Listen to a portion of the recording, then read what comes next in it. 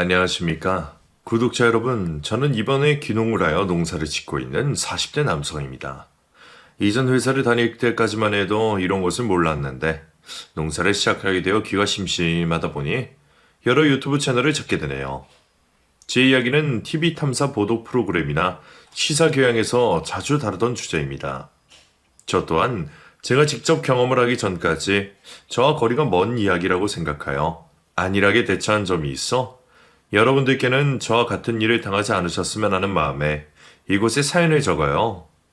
제가 당한 방법 외에 다른 방법 또는 유형의 일이 있을 수 있겠지만 그래도 가장 최근에 당한 제 이야기를 듣고선 여러분들께서 방비를 하셨으면 합니다.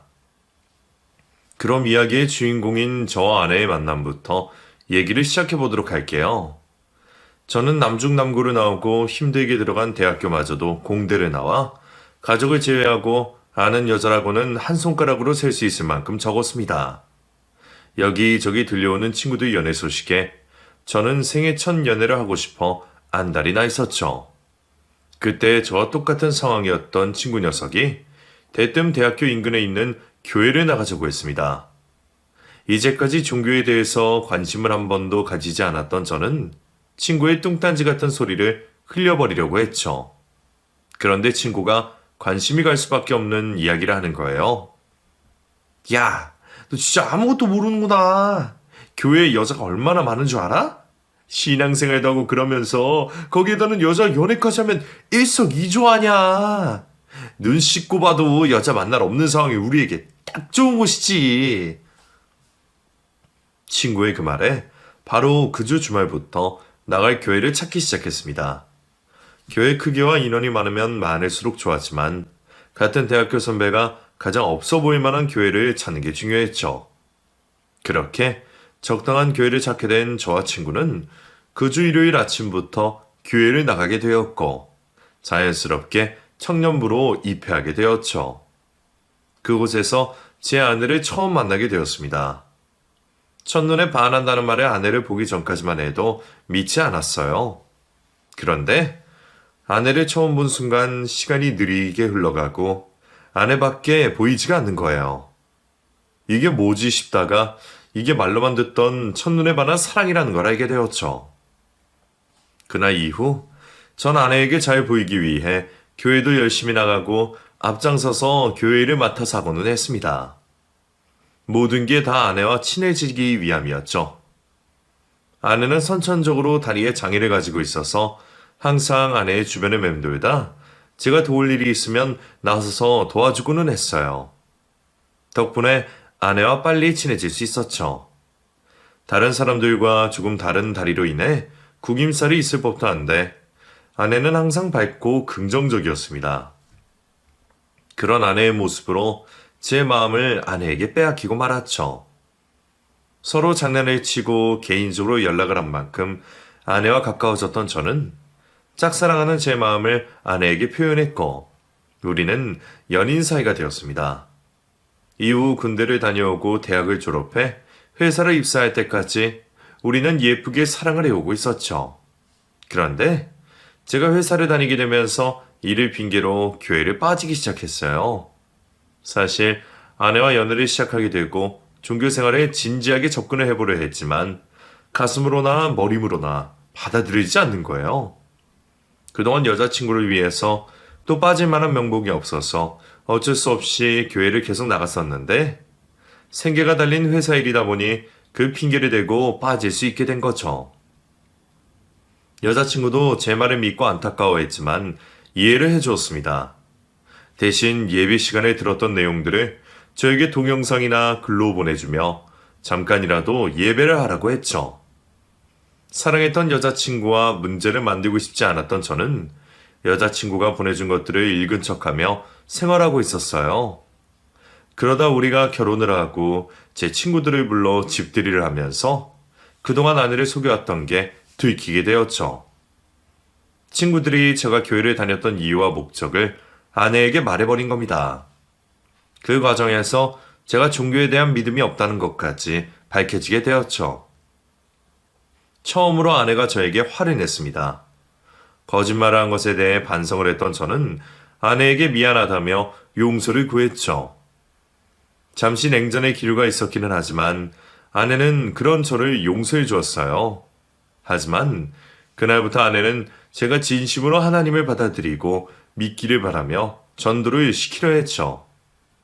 그럴 때마다 저는 어물쩍거리며 그 상황을 넘기곤 했습니다. 속상해하는 아내에게 미안은 했지만 그래도 더 이상 거짓말하지 않고 교회를 나가지 않을 수 있어서 마음은 한결 편했죠. 그 점을 제외하면 우리 결혼 생활은 예상했던 것처럼 행복했고 그 누구보다 뜨겁게 사랑했어요. 행복한 결혼 생활을 이어가던 중이었는데 그 시기에 코로나가 터져버렸습니다. 저는 여행 관련 회사에 취직을 하여 일을 하고 있던 차라 좋지 못한 상황이었죠. 상황을 지켜보던 회사는 사태가 장기화될 것 같자 피해를 줄이려 했어요. 처음에는 재택근무로 돌리고 월급도 나왔지만 나중에는 처리할 업무도 없을 만큼 회사의 모든 일이 스탑이 되어버렸죠. 그러자 월급도 나오지 않았습니다. 오히려 회사 측에서는 퇴직금을 챙겨줄 테니 회사를 떠나라는 식으로 직원들에게 말을 해왔죠. 당장 갚아나가야 할 돈도 많은 상황에 무조건 상황이 좋아지기만을 기다릴 수 없었습니다. 일을 쉬는 동안 아르바이트도 해봤지만 그마저도 코로나로 일자리가 없어지는 바람에 돈이 되질 못했죠. 당장 상황이 이러니 퇴직금을 받아 생활을 하며 일자리를 알아보기로 했어요. 하지만 일할 사람은 많고 경제가 돌아가는 분야는 한정적이다 보니 다시 일을 하는 게 쉽지 않았습니다. 괜찮아졌다 싶으면 다시 유행하는 코로나로 인해 백수가 된 채로 취업 준비만 하게 된 거죠. 그 사이 통장에 넣어둔 퇴직금이 눈에 띄게 줄어들며 점점 불안해지기 시작했던 저는 주식과 코인으로 큰 돈을 벌었던 친구를 믿고 투자를 하게 되었지만 결국 손실만 생기게 되었죠. 이후 주식으로 손실이 난 제 금액을 원상복구 시켜주겠다는 친구의 말을 믿고 큰 돈을 빌려주게 되었는데 그 친구가 저에게 사기를 치고 사라졌습니다. 제가 너무 한심하고 바보 같더군요. 몇 천만 원이나 되는 돈을 친구라는 단어에 속아 확인도 하지 않고 건네줬다는 생각에 제가 세상을 너무 쉽게 살려고 하는구나 싶었죠. 아직 통장에는 생활을 이어갈 수 있는 돈이 남아 있었지만 친구에게 받은 충격은 쉽사리 잊혀지지 않았습니다. 괴로움을 잊고자 시작했던 술이 매일 들어가기 시작했죠. 제가 힘들어할 때마다 아내가 그런 저를 보며 더 힘들어했어요. 자신이 몸이 불편하여 일을 할 수 없어 나를 도와줄 수 없다고 생각하는 듯 했죠. 아내가 그런 생각을 한다는 걸 알고 있었지만 그럼에도 쉽게 술이 끊어지지 않았습니다. 지금의 이 상황을 모두 제 스스로 자초한 것 같아 모든 걸 모른 척하고 회피하고 싶었거든요. 그때 제가 하루라도 빨리 자리를 털고 일어나 믿음직한 가정의 모습을 보였어야 했는데 계속되는 상처에 무엇인가에 도전하고 시작하는 게 겁이 나고 두려웠습니다. 하지만 제가 아무런 행동을 하지 않을수록 우리의 형편은 점점 더 어려워지고 있었어요. 그 상황에서 먼저 용기를 내고 나선 건 아내였습니다.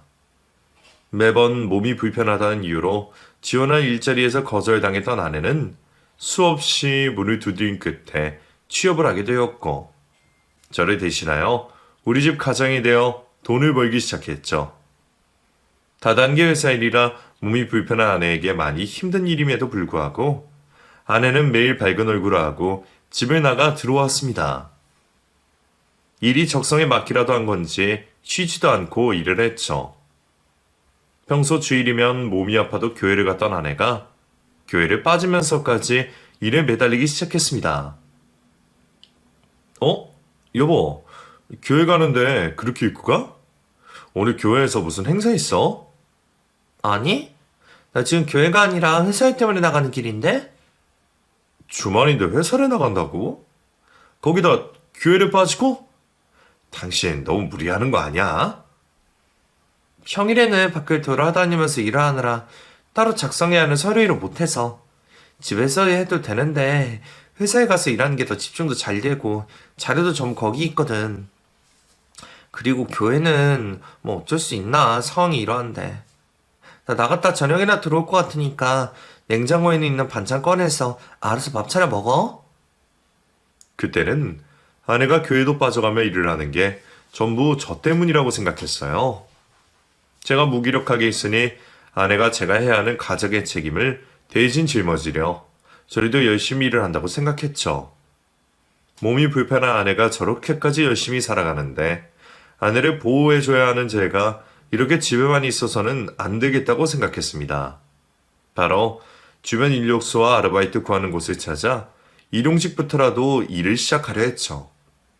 다음날 새벽부터 건설 일용직 일을 하게 된 저는 처음 하는 일이 서툴고 힘들었지만 그래도 일을 할 수 있다는 것과 돈을 번다는 것에 감사해하며 열심히 하루하루 일과를 해나갔습니다. 그러면서도 언젠간 다시 취업할 날을 기다리며 이력서와 자기소개서 등을 꾸준히 준비하고 있었죠. 그런데 어느 날 퇴근을 하고 온 아내가 자기가 하는 일을 같이 해보지 않겠냐고 물어봤어요.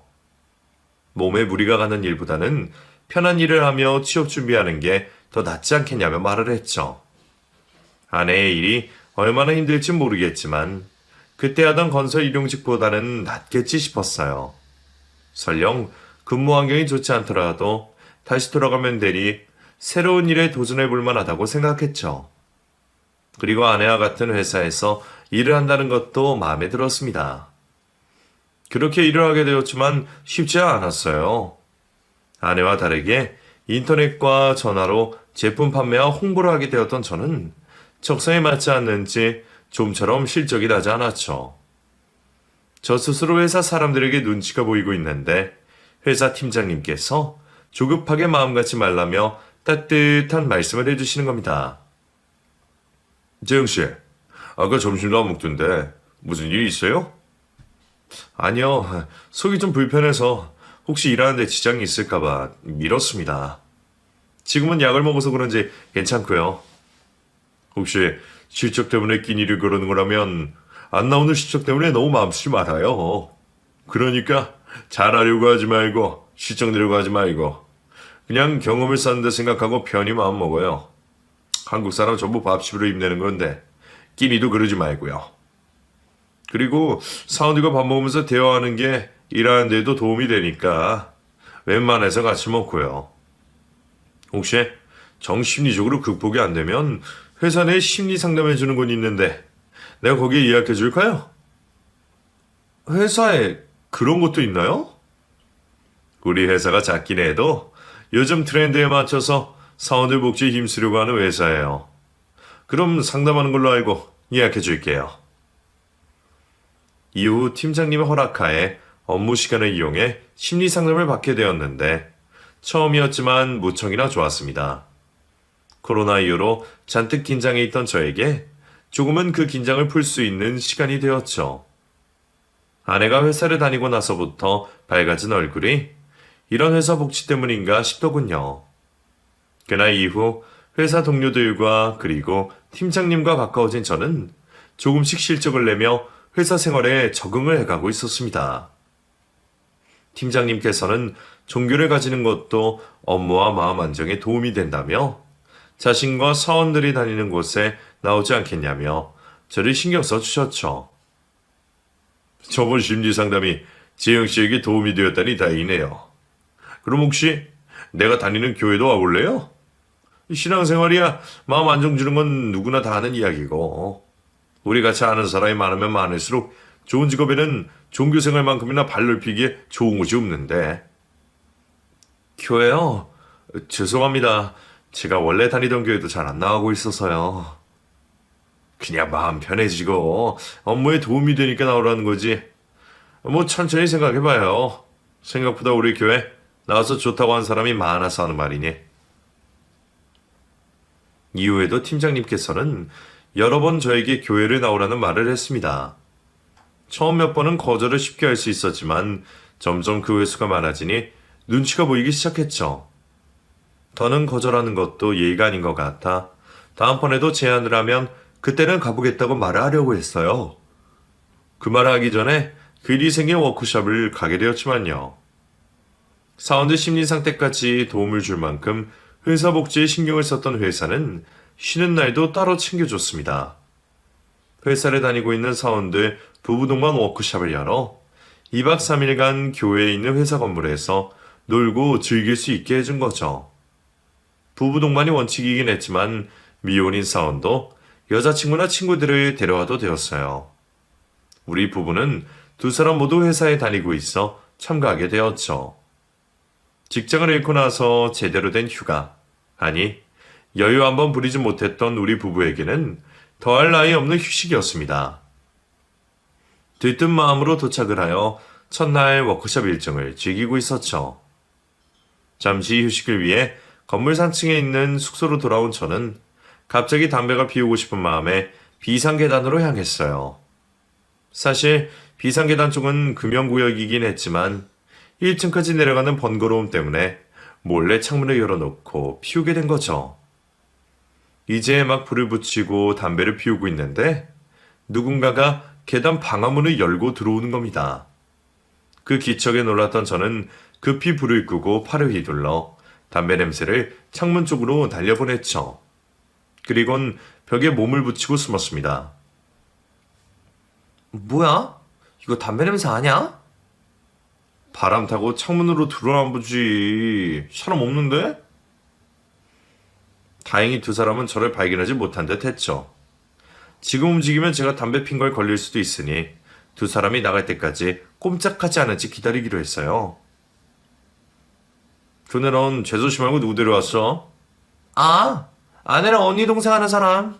남편 하는 사업도 잘 안 되고 대학생 자식이 있어서 이쪽에 일하고 싶나 봐. 그래서 미리 회사 분위기나 좀 보라고 데려왔어. 그럼 너 이제 몇 명이지? 부서장 되는 인원까지 다 채운 거 아니야? 아니야, 아직 넘어온 게 확실하지 않아서 아직 2명 남았어.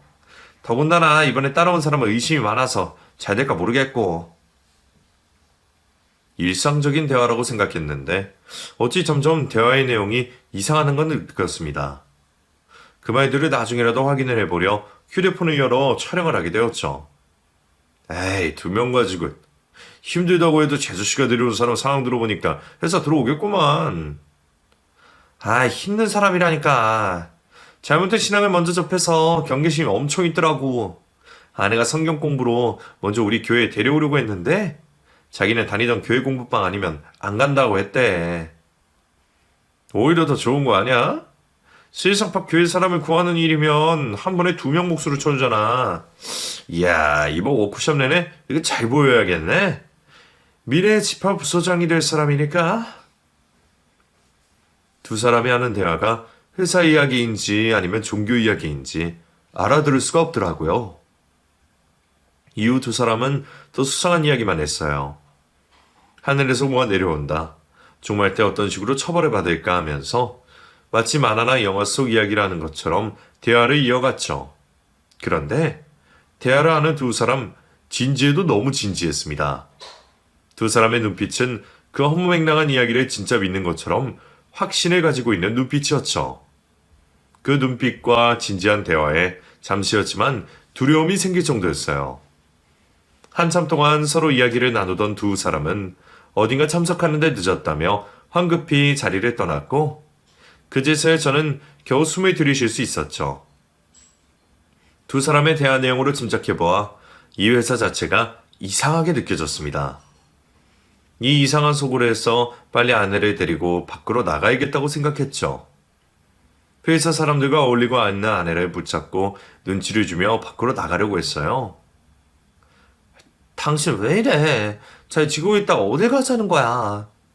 좀 조용히 해. 꺼림칙한 게 많았어 그러니까. 큰 소리 내지 말고 우선 집으로 가자. 내가 내려가서 사람들이 좀 없으면 설명해 줄게. 조용한 곳으로 아내를 데려가 방금 전 듣게 된 이야기와 영상을 보여주고 싶었지만 아내는 제 손을 부리치고 수상해 보이기만 한 회사 동료들과 올렸습니다. 그 자리에서 영상과 이야기를 하다간 제가 이상한 사람으로 몰릴 것 같아 저는 어쩔 수 없이 몸이 안 좋은 척을 하며 숙소 건물방으로 들어갔죠. 그리고 휴대폰으로 인터넷을 검색하며 두 사람이 대화한 내용들을 검색해 봤어요. 한참 동안 찾았지만 두 사람이 말한 내용과 같은 글을 찾을 수가 없었습니다. 즐기러 온 곳에서 이게 뭐 하는 짓인가 싶었던 차에 한 블로그에서 제가 들었던 내용의 일부를 확인하게 되었죠.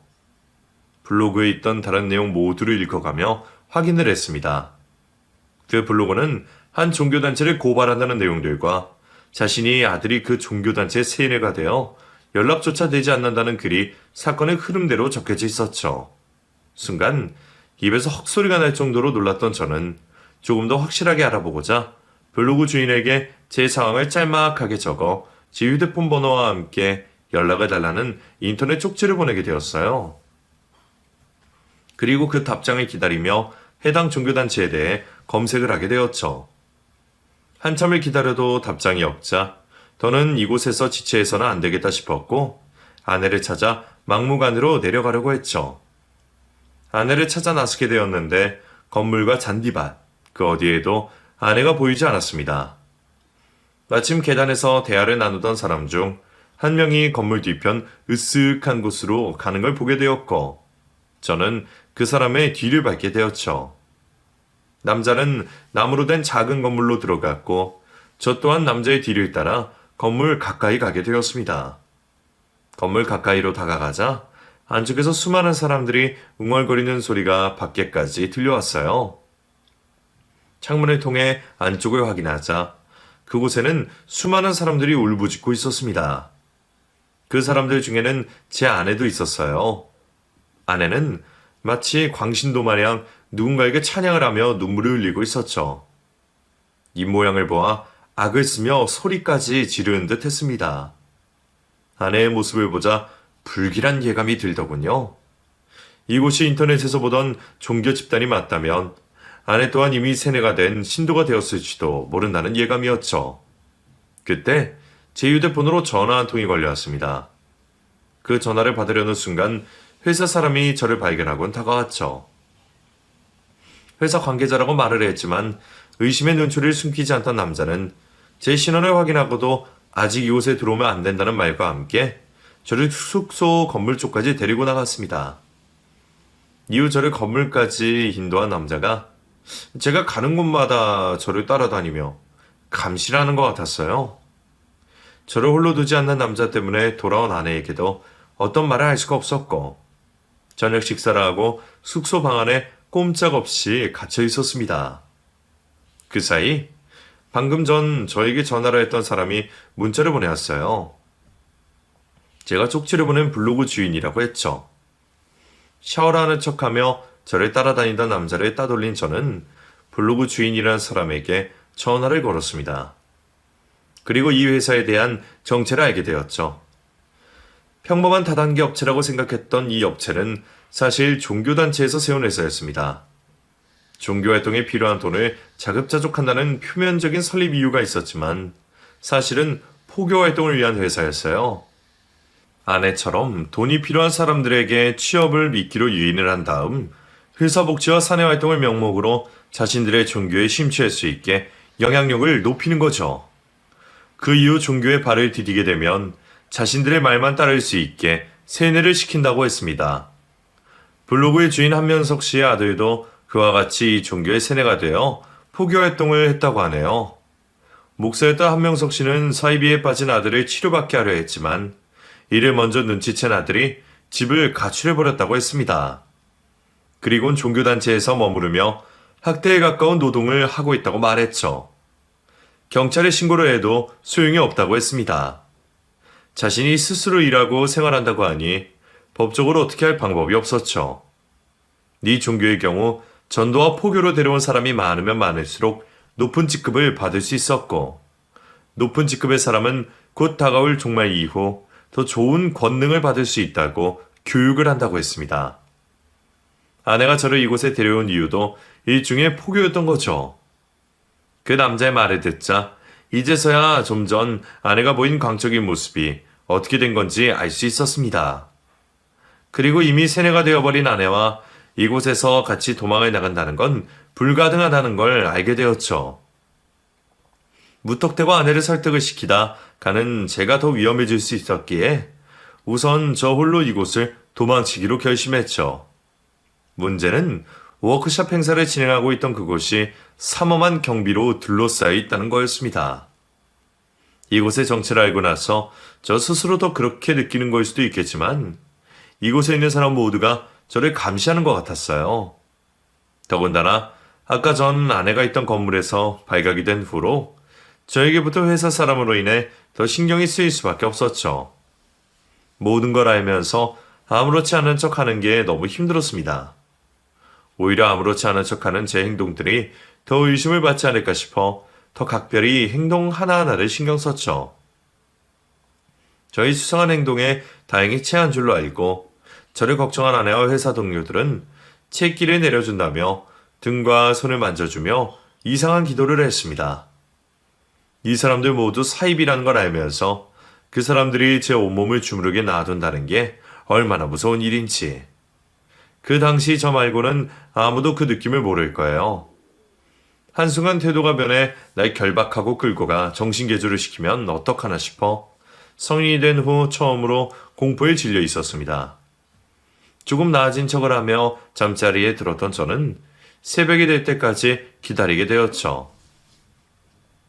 아내를 포함해 모두가 잠든 것 같았지만 아직 밖에서는 불침번을 들고 입구를 지키고 있는 사람들이 있었습니다. 저는 어쩔 수 없이 화장실 쪽 창문을 통해 1층으로 내려갔고 경비를 서고 있는 사람들에 비해 산 쪽으로 돌아 밖으로 나가게 되었죠. 도로를 따라 걸어가던 저는 다행히 택시를 만나게 되었고 곧장 집으로 가게 되었습니다. 집으로 들어와 현관문을 잠그고 나서야 오늘 하루 종일 하고 있던 긴장이 풀려버렸습니다. 하지만 그것도 잠시였어요. 이제 보금자리인 이곳도 사이비 집단에게 안전하지 않았습니다. 제가 없어진 걸 확인한 순간 바로 아내와 함께 그 사람들이 이곳을 쳐들어올 거라고 생각했죠. 시간이 없었습니다. 우선 필요한 짐들만 간단히 챙겨 집을 나왔고 혹시 집 근처에서 서성거리다 저를 잡으러 온 사람들에게 발각이 될까 싶어 멀리 떨어진 곳까지 걸어간 후에 택시를 잡아 타고 호텔로 가게 되었죠. 얼굴을 가리고 호텔 체크인을 한 저는 문을 잠그고 책상과 의자를 문 앞에 쌓아 올린 후에야 땀으로 흠뻑 젖은 몸을 씻을 수 있었습니다. 샤워를 하는 동안에도 한 생각밖에 떠오르지 않았어요. 어떻게 해야 사이비 집단에 빠져있는 아내를 데리고 나올 수 있을지 그 생각밖에 없었죠. 과연 아내는 자신이 잘못된 종교에 빠져있다는 걸 순순히 받아들일까 싶었습니다. 아내에 대한 머릿속으로 복잡해하고 있을 때 아내에게서 전화가 걸려왔어요. 곁에 없는 제가 건물 내에 없어진 걸 이제서야 알아차리고 말이죠. 당신 어디야? 사람 걱정되게 어디 가면 간다고 말을 해야지. 도대체 어디 있는 거야? 왜 건물에 다 찾아도 보이질 않아? 저 회사 사람들이 당신 걱정 얼마나 하고 있는지 알아? 이 새벽에 사람들 다 깨워놓고 어디서 뭘 하는 거야? 여보, 나 다 알고 있어. 당신이 뭘 믿는지, 그리고 거기 회사 사람들이 정치가 뭔지도. 나 다 이해할 수 있어. 우리 현실을 잊고 싶을 만큼 힘들었잖아. 특히 괴로워하는 날 보던 당신이 얼마나 힘들었을지 나 이해해. 거기다 번번이 취직 실패하다가 처음으로 취직도 하고 회사에서도 인정받으니 얼마나 좋아. 그래서 그 사람들 믿고 따라가다 그 이상한 종교까지 믿게 된 거잖아. 다 괜찮아. 내가 좀 더 당신에게 신경 쓰고 옆에 있어줄 테니 그곳에서 나와. 우선 내가 집안에 급한 일이 생겨서 올라왔다고 하고 그 사람들 피해서 당신도 여기로 와. 여보, 지금 뭐라고 하는 거야? 당신 무슨 꿈꾼 거 아니야? 여기 사람들이 뭐가 어때서? 그리고 회사 워크숍 와서 무슨 종교 이야기를 해. 내가 다 봤다고. 수 건물 뒤에 있는 곳에서 당신이 광신도처럼 기도하고 있는 거. 그리고 내가 담배 피다 거기 사이비 놈들이 대화하는 것도 다 들었어. 거기 사람들 무슨 메시아 기다린다며. 그 메시아인가 뭔가가 오기 전까지 다른 사람 전도해야 천국에 갈 수 있다고. 주변 사람들 전도하고 포섭하고 다니는 거잖아. 그 회사라는 거 결국 종교단체가 사람들 끌어들이려고 만든 허수아비 회사라는 거 다 안다고. 나랑 통화 길어지면 당신도 의심받아. 그 사이비에 미친놈들 수골에서 어서 나와. 말 조심해. 당신이 무지해서 모르는 걸 가지고 왜 우리 사람들을 미친 사람으로 몰아? 교리에도 나와 있어. 항상 당신들처럼 다 안다고 하면서 아무것도 모르고 자만하는 사람들이 우리 같은 선지자들을 무시하지. 그러다 결국에 심판받는 건 자만한 당신들 같은 사람이고. 나야말로 괜찮고 당신 이해해. 한 번도 우리 아버지 말씀 들어본 적 없잖아. 우선 그 말씀 들어보고 다시 말해보자. 당신이 한 번만 그 말씀 듣게 된다면 세상을 보는 시선이 달라질 거야. 완전히 새로운 새로운 눈을 받게 될 거라고. 사실 주변에서 벌어지는 일들만 봐도 종말이 얼마 남지 않다는 걸 알 수 있잖아? 전 세계에 병, 마귀가 창궐하고 있고 세상은 전쟁과 폭력으로 몸살을 앓고 있어. 이제 곧 혼란스러운 이 세상을 깨끗이 정리하실 메시아께서 강림하실 거고 모든 걸 정리하실 거야.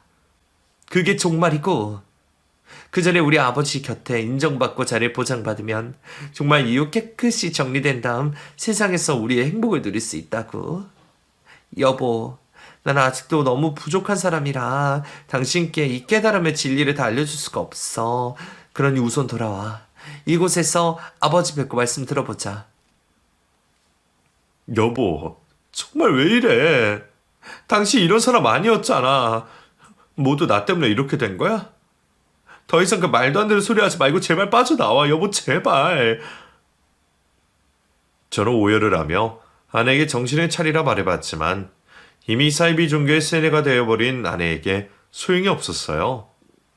아내는 계속해서 저를 포섭하려 자신의 말만 했고 자신이 하고 있는 말에 의심을 조금도 하고 있지 않았죠. 그런 아내와 전화기를 붙잡고 있는 건 시간 낭비라고 생각했습니다. 우선 어떻게 되든 아내를 사이비 집단 사람들과 분리를 시켜놓고 직접 만나 결판을 지어야겠다고 생각했죠. 방언이 터진 것처럼 자신이 믿는 종교의 교리를 말하던 아내의 말을 끊고 날 설득시킬 자신이 있으면 혼자 나를 찾아오라고 했습니다. 그렇게 제가 머물고 있는 호텔에 객실을 알려주게 되었죠. 물론 아내가 혼자 올 거라고 생각하진 않았습니다. 분명 그 종교의 신도들도 나를 데려가려 올 거라는 걸 알았죠. 하지만 그 방법밖에 없었습니다. 만약 저와 도저히 말이 안 통한다고 생각한 아내가 연락을 끊어버리고 그 종교 집단 보호 아래에 숨어버린다면 그 뒤로는 아무것도 할 수가 없었으니까요.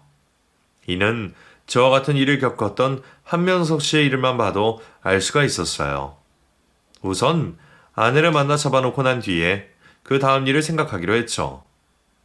시간이 지나고 아내가 객실 앞으로 찾아와 문을 두들겼습니다.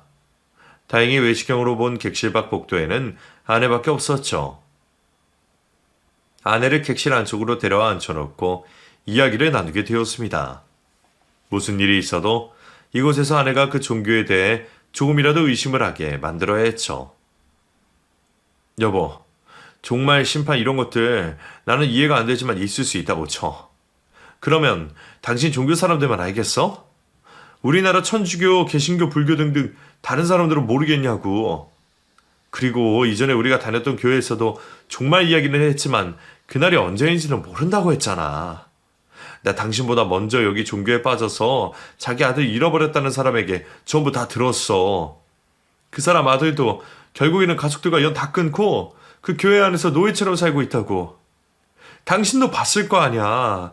자기 인생 하나 없이 맹목적으로 그 아버지인가 목사인가 하는 놈 일만 해주고 있는 사람들. 당신도 그런 사람들이 되고 싶어? 그게 노역이야. 천국에 아무나 쉽게 갈 수 있는 곳인 줄 알아? 이 세상 갖은 유혹에 다 빠져 살면서 믿는 척만 하면 갈 수 있는 게 천국이 아니라고. 아직 말씀을 모르는 당신에게는 자기 인생 없다고 볼 수 몰라도 그게 결국에는 천국에서 영생을 누리기 위한 잠시의 노력일 뿐이고 쉽게 설명해서 원하는 걸 얻기 위해 모든 노력해야 하는 기간이 있잖아. 그게 이루기 힘든 목표일수록 그 노력이 더 길고 참아야 하는 유혹도 많은 것처럼 조금만 생각을 틀면 당신도 아는 이치를 왜 모른 척하려고 해. 그래, 영생이고 천국이고 다 있다고 치자. 왜 하필 당신의 종교인데? 왜 그 아버지인가 하는 사람이 선택받은 거고? 그 사람 떠받드는 사람들 말고 다른 객관적인 단체나 사람들에게 자신이 그 모든 걸 예지하는 사람이라는 증명, 확인 이런 거 받은 적 있어?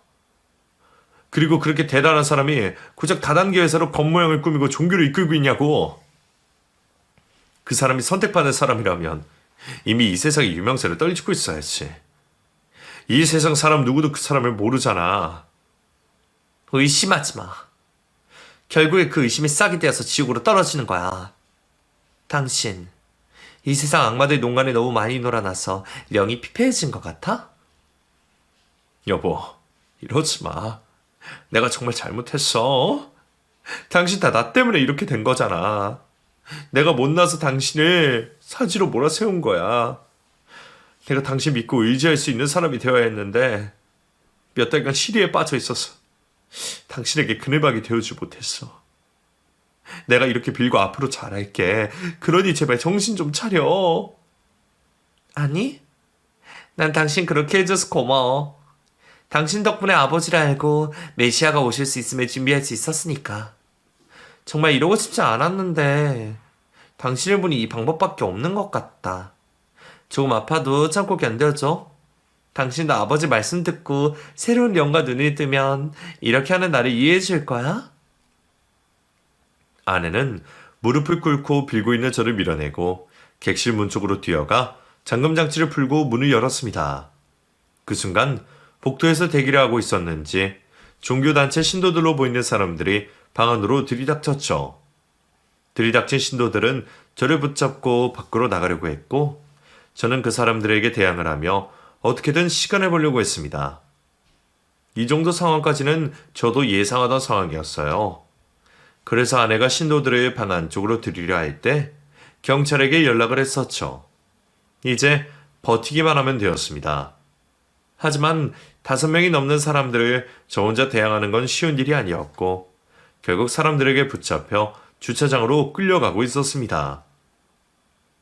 승합차 차량이 열리고 제가 납치를 당하려는 순간 제가 부른 경찰들이 객실로 이동하고 있었죠. 저는 지금 이 순간 도움을 받지 못하면 영영 정상적인 삶을 살아갈 수 없다는 걸 알았기에 죽을 힘을 다해 경찰들을 돌이켜 세웠습니다. 이후 아내와 나머지 사람들은 저를 납치하려 했던 건으로 수사를 받게 되었습니다. 다행히 경찰들은 제 쪽으로 와 상황을 파악했고 호텔 CCTV를 돌려보면 이 사람들이 저를 납치려 했다는 걸 알아냈어요. 아내가 수사를 받는 동안 장인 장모님을 포함하여 모든 처가 식구들을 불러 지금까지 있던 상황을 설명했고 가족 모두의 도움이 필요하다고 부탁을 하게 되었죠. 아내가 수사를 받는 동안 우리 모두 아내의 정신을 돌리려 무척이나 애를 썼습니다. 하지만 너무나도 당연하게도 아내는 더 신경질적인 모습을 보이며 저희와 대화를 하는 걸 거부했죠. 조사를 받고 풀려나게 된 아내를 저와 처가 식구들이 납치를 하듯 장인 장모님 댁으로 데려가게 되었습니다. 이후 아내가 잠을 자는 시간 제외하고는 저와 처가 식구들이 교대로 돌아가면서 진실이 무엇인지 확인을 해주었죠. 해당 종교 집단의 피해자분들의 증언들도 들려주고 교회 목사님께 부탁을 하여 이단 치료도 받아봤습니다. 하지만 그럴수록 아내는 더 큰 반발만 할 뿐 우리가 자신을 지옥 구렁텅이로 빠뜨린다고 생각했죠. 조금도 변화되지 않는 아내의 모습에 우리 가족 모두 지쳐갔지만 포기할 수 없었습니다. 우리가 아내를 잠시라도 포기한 순간 그 종교단체에서 아내를 데려가거나 아내가 그곳으로 가버린다면 영영 볼 수 없음을 알았기 때문이죠.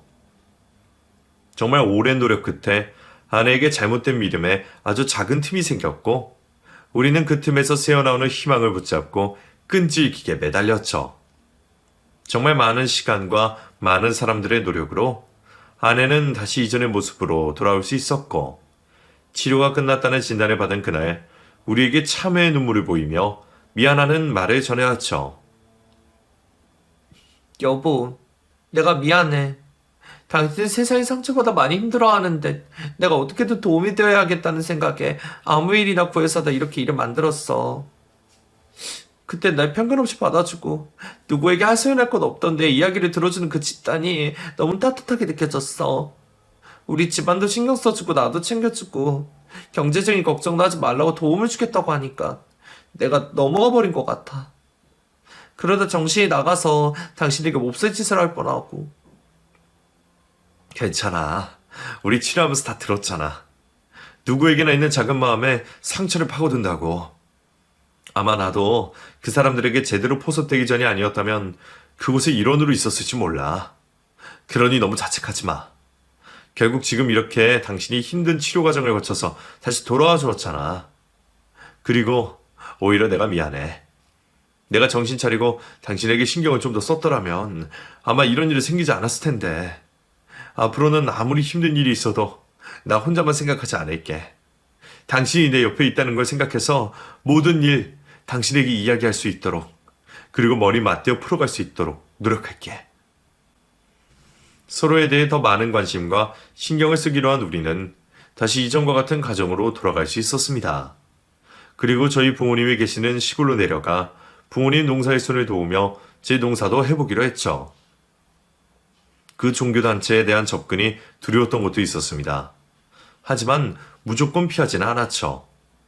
아내가 가지고 있던 그 종교단체의 신상 정보를 교파에 전달하여 다른 교인들이 포섭되지 않게 알렸고, 피해 사실을 방송국에 제보하기도 했어요. 도시를 떠난 지금도 여전히 피해자분들에게 정보를 제공하고 있는 다른 피해자들이 더는 발생하지 않게 알리고 있는 중이고요. 그 외의 시간은 아내와 함께 더없이 행복하고 좋은 나날들을 보내고 있습니다. 이건 여러분들께서 잘못된 믿음에 대한 접근에 항상 조심하시길 바라며, 항상 종교적인 깨달음과 진실을 아는 것처럼 행동하는 사람들을 경계하시길 바랍니다. 그리고 가장 가까이 있는 가족들의 마음을 항상 살펴보셔서 저와 같은 실수를 하지 않길 바라겠습니다. 그럼 제 이야기를 마치겠습니다. 감사합니다.